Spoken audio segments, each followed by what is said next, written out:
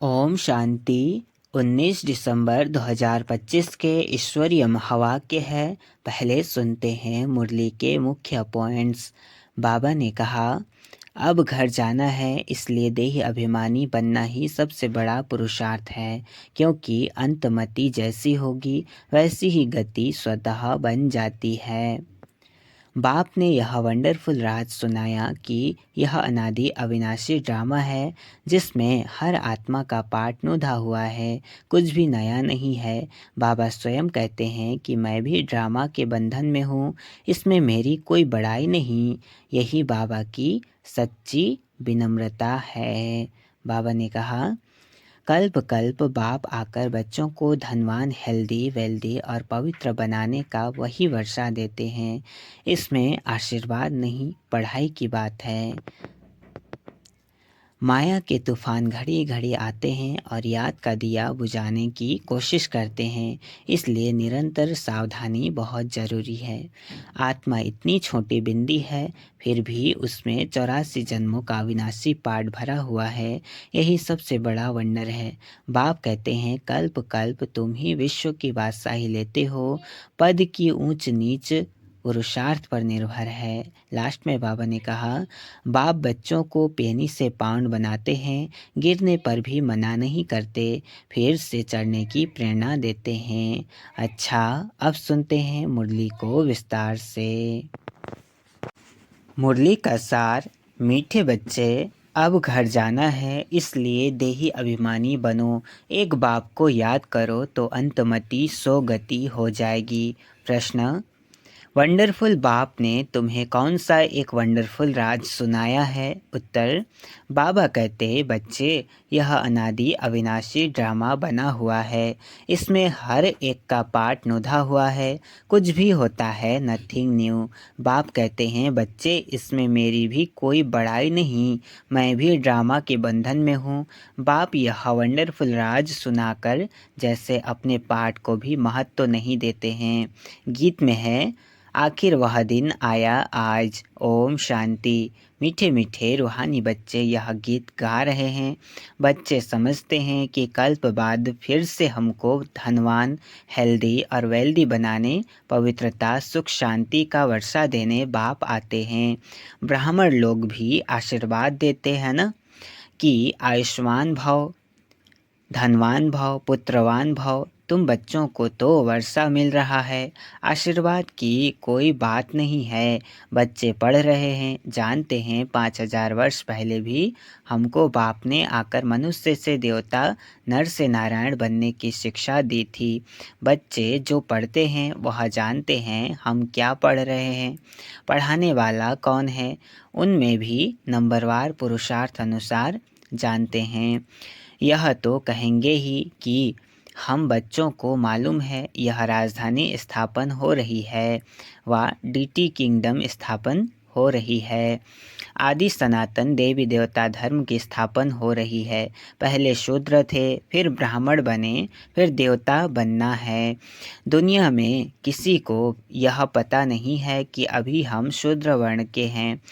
तुम बच्चे समझते हो यह तो सत्य बात है। बाप सत्य बताकर सचखंड की स्थापना कर रहे हैं। सतयुग में झूठ, पाप आदि कुछ भी नहीं होता। कलयुग में ही अजामिल पाप आत्माएं होती हैं। यह समय बिल्कुल रौरव नर्क का ही है। दिन प्रतिदिन गौरव नर्क दिखाई पड़ेगा। मनुष्य ऐसा ऐसा कर्तव्य करते रहेंगे जो समझेंगे बिल्कुल ही तमो प्रधान दुनिया बनती जा रही है। इसमें भी काम महाशत्रु है। कोई मुश्किल पवित्र शुद्ध रह सकता है। आगे जंगम यानी फकीर लोग कहते थे, ऐसा कलयुग आएगा जो 12-13 वर्ष की कुमारियां बच्चा पैदा करेंगी। अब वह समय है। कुमार कुमारियां आदि सब गंध करते रहते हैं। जब बिल्कुल ही तमोप्रधान बन जाते हैं, तब बाप कहते हैं, मैं आता हूँ। मेरा भी ड्रामा में पार्ट है। मैं भी ड्रामा के बंधन में बंधा हुआ हूँ। तुम बच्चों के लिए कोई नई बात नहीं है। बाप समझाते ही ऐसे हैं। चक्र लगाया, नाटक पूरा होता है। अब बाप को याद करो तो तुम सतो प्रधान बन, सतो प्रधान दुनिया के मालिक बन जाएंगे। कितना साधारण रीति समझाते हैं। बाप कोई अपने पाठ को इतना महत्व नहीं देते हैं। यह तो मेरा पाठ है, नई बात नहीं। हर 5000 वर्ष बाद मुझे आना पड़ता है। ड्रामा में मैं बंधायमान हूँ। आकर तुम बच्चों को बहुत सहज याद की यात्रा बताता हूँ। अंतमति सोगति, वह इस समय के लिए ही कहा गया है। यह अंतकाल है न। बाप युक्ति बताते हैं, मामेकम याद करो तो सतो प्रधान बन जाएंगे। बच्चे भी समझते हैं हम नई दुनिया के मालिक बनेंगे। बाप घड़ी घड़ी कहते हैं नथिंग न्यू। एक जिन्न की कहानी सुनाते हैं ना। उसने कहा काम दो तो कहा सीढ़ी उतरो और चढ़ो। बाप भी कहते हैं यह खेल भी उतरने और चढ़ने की है। पतित से पावन, पावन से पतित बनना है। यह कोई डिफ़िकल्ट बात नहीं है बहुत सहज। परंतु युद्ध कौन सी है यह न समझने के कारण शास्त्रों में लड़ाई की बात लिख दी है। वास्तव में माया रावण पर जीत पाना तो बहुत बड़ी लड़ाई है। बच्चे देखते हैं हम घड़ी घड़ी बाप को याद करते हैं, फिर याद टूट जाती है। माया दीवा बुझा देती है। इस पर गुल बकावली की भी कहानी है। बच्चे जीत पाते हैं, बहुत अच्छे चलते हैं, फिर माया आकर दीवा बुझा देती है। बच्चे भी कहते हैं बाबा माया के तूफान तो बहुत आते हैं। तूफान भी अनेक प्रकार के बच्चों के पास आते हैं। कभी कभी तो ऐसे तूफान जोर से आता है जो 8-10 वर्ष के पुराने अच्छे अच्छे झाड़ भी गिर पड़ते हैं। बच्चे जानते हैं, वर्णन भी करते हैं। अच्छे अच्छे माला के दाने थे, आज हैं ही नहीं। यह भी मिसाल है। गज को ग्राह ने खाया। यह है माया का तूफान। बाप कहते हैं इन 5 विकारों से संभाल रखते रहो। याद में रहेंगे तो मजबूत हो जाएंगे। देही अभिमानी बनो। यह शिक्षा बाप की एक ही बार मिलती है।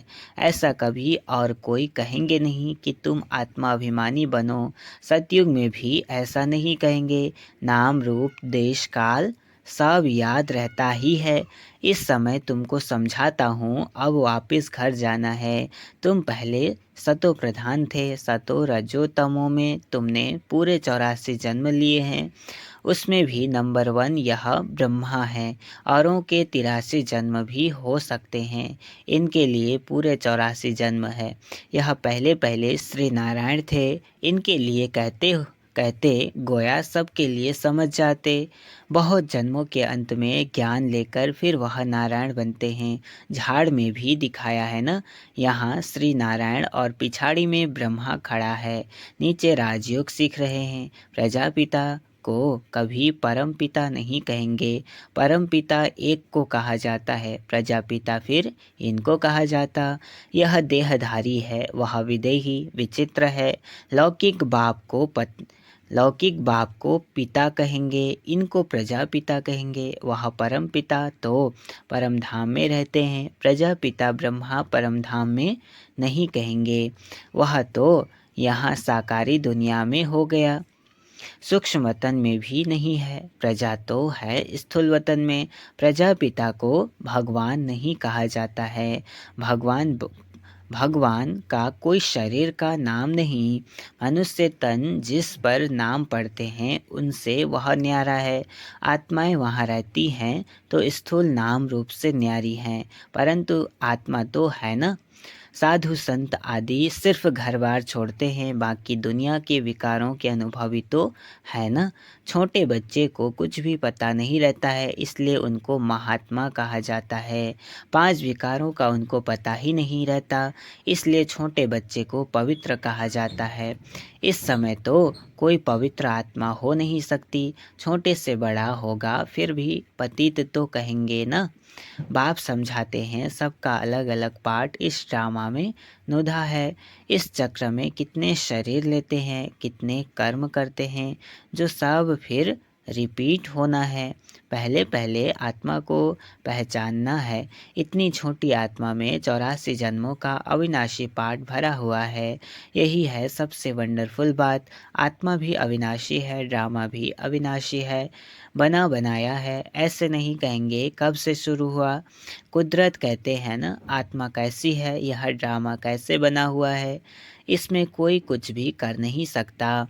जैसे समुद्र अथवा आकाश का अंत नहीं निकाल सकते। यह अविनाशी ड्रामा है, कितना वंडर लगता है। जैसे बाबा वंडरफुल, वैसे ज्ञान भी बड़ा वंडरफुल है, कभी कोई बता न सके। इतने सब एक्टर्स अपना अपना पार्ट बजाते ही आते हैं। नाटक कब बना, यह कोई प्रश्न उठा नहीं सकता। बहुत कहते हैं भगवान को क्या पड़ी थी जो दुख सुख की दुनिया बैठ बनाई। अरे यह तो अनादि है, प्रलय आदि होती नहीं, बनी बनाई है। ऐसे थोड़े ही कह सकते यह क्यों बनाई। आत्मा का ज्ञान भी बाप तुमको तब सुनाते हैं जब समझदार बनते हो, तो तुम दिन प्रतिदिन उन्नति को पाते रहते हो। पहले पहले तो बाबा बहुत थोड़ा थोड़ा सुनाता था।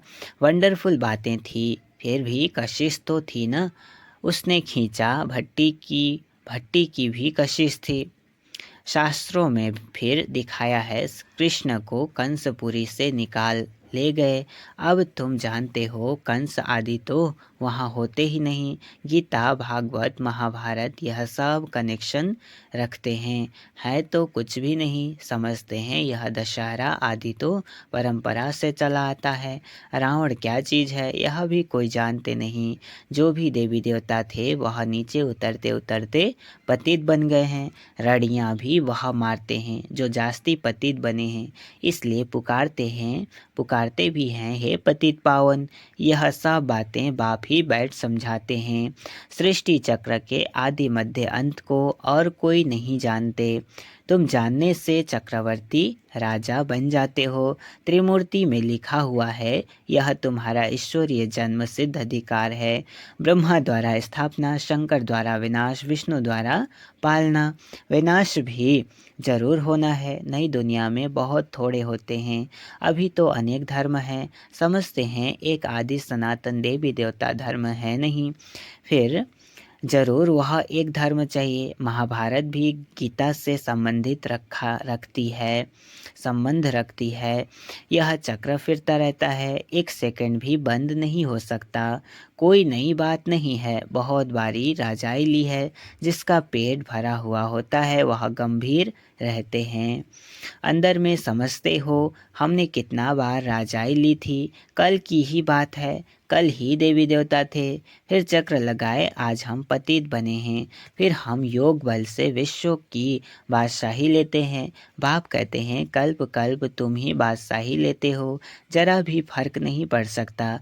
राजाई में कोई कम कोई ऊंच बनेंगे, यह पुरुषार्थ से ही होता है। तुम जानते हो पहले हम बंदर से भी बदतर थे। अब बाप मंदिर लायक बना रहे हैं। जो अच्छे अच्छे बच्चे हैं उनकी आत्मा रियलाइज करती है, बरोबर हम तो कोई काम के नहीं थे, अभी हम बर्थ पाउंड बन रहे हैं। कल्प कल्प बाप हमको पेनी से पाउंड बनाते हैं। कल्प पहले वाले भी इन बातों को अच्छी रीति समझेंगे। तुम भी प्रदर्शनी आदि करते हो, नथिंग न्यू। इन द्वारा ही तुम अमरपुरी की स्थापना कर रहे हो। भक्ति मार्ग में देवियों आदि के कितने मंदिर हैं। यह सब है पुजारी पने की सामग्री।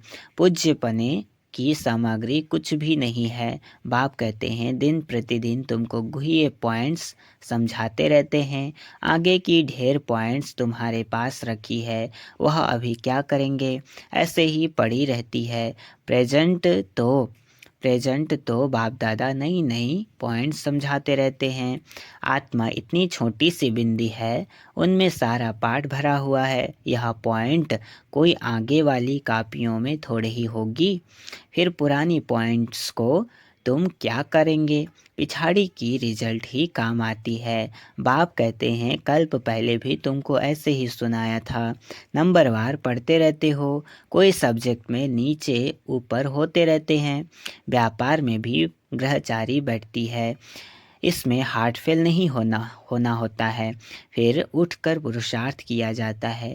मनुष्य दिवाला निकालते हैं, फिर धंधा आदि कर बहुत धनवान बन जाते हैं। यहाँ कोई भी यहाँ यहाँ भी कोई विकार में गिर पड़ते हैं, फिर भी बाप कहेंगे अच्छी रीति पुरुषार्थ कर ऊंच पद पाओ, फिर से चढ़ना शुरू करना चाहिए। बाप कहते हैं गिरे गिरे हो फिर चढ़ो। ऐसे बहुत हैं, गिरते हैं तो फिर चढ़ने की कोशिश करते हैं। बाबा मना थोड़े ही करेंगे। बाप जानते हैं ऐसे भी बहुत आएंगे।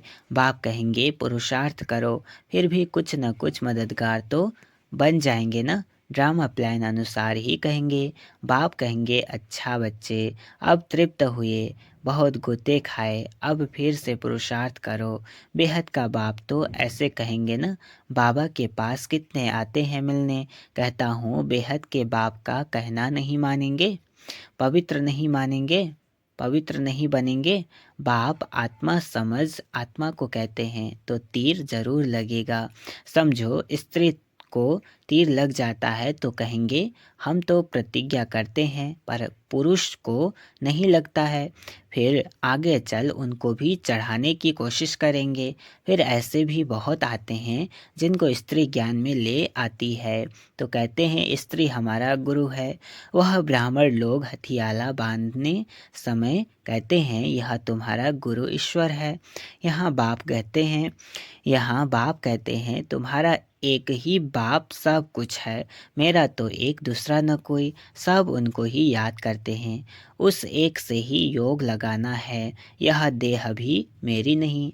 अच्छा, मीठे मीठे सिकिलधे बच्चों प्रति माता पिता बाप दादा का याद प्यार और गुड मॉर्निंग। रूहानी बाप की रूहानी बच्चों को नमस्ते। हम रूहानी बच्चों की रूहानी माता पिता बाप दादा को याद प्यार और गुड मॉर्निंग। नमस्ते नमस्ते नमस्ते। शुक्रिया बाबा शुक्रिया। धारणा के लिए मुख्य सार है। पहला पॉइंट, कोई भी ग्रहचारी आती है तो दिल शिकस्त हो बैठ नहीं जाना है, फिर से पुरुषार्थ कर बाप की याद में रहा ऊंच पद पाना है। दूसरा, स्वयं की स्थिति याद से ऐसी मजबूत बनानी है जो कोई भी माया का तूफान वार न कर सके। विकारों से अपनी संभाल करते रहना है। वरदान आज का, सर्व शक्तियों की लाइट द्वारा आत्माओं को रास्ता दिखाने वाले चैतन्य लाइट हाउस भाव। क्या कहा? सर्व शक्तियों की लाइट द्वारा आत्माओं को रास्ता दिखाने वाले चैतन्य लाइट हाउस भाव। विस्तार, यदि सदा इस स्मृति में रहो कि मैं आत्मा विश्व कल्याण की सेवा के लिए परमधाम से अवतरित हुई हूँ, तो जो भी संकल्प करेंगे बोलेंगे उसमें विश्व कल्याण समाया हुआ होगा और यही स्मृति लाइट हाउस का कार्य करेगी। जैसे उस लाइट हाउस से एक रंग की लाइट निकलती है, ऐसे आप चैतन्य लाइट हाउस द्वारा सर्व शक्तियों की लाइट आत्माओं को हर कदम में रास्ता दिखाने का कार्य करती रहेगी। स्लोगन, स्नेह और सहयोग के साथ शक्ति रूप बनो तो राजधानी में नंबर आगे मिल जाएगा। स्नेह और सहयोग के साथ शक्ति रूप बनो तो राजधानी में नंबर आगे मिल जाएगा। अव्यक्त इशारे, अब संपन्न व कर्मातीत बनने की धुन लगाओ।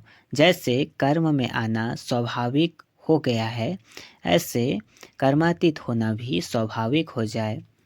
कर्म भी करो और याद में भी रहो। जो सदा कर्मयोगी की स्टेज पर रहते हैं वह सहज ही कर्मातीत हो सकते हैं। जब चाहे कर्म में आए और जब चाहे न्यारे बन जाएं। यह प्रैक्टिस कर्म के बीच बीच में करते रहो। अच्छा, ओम शांति।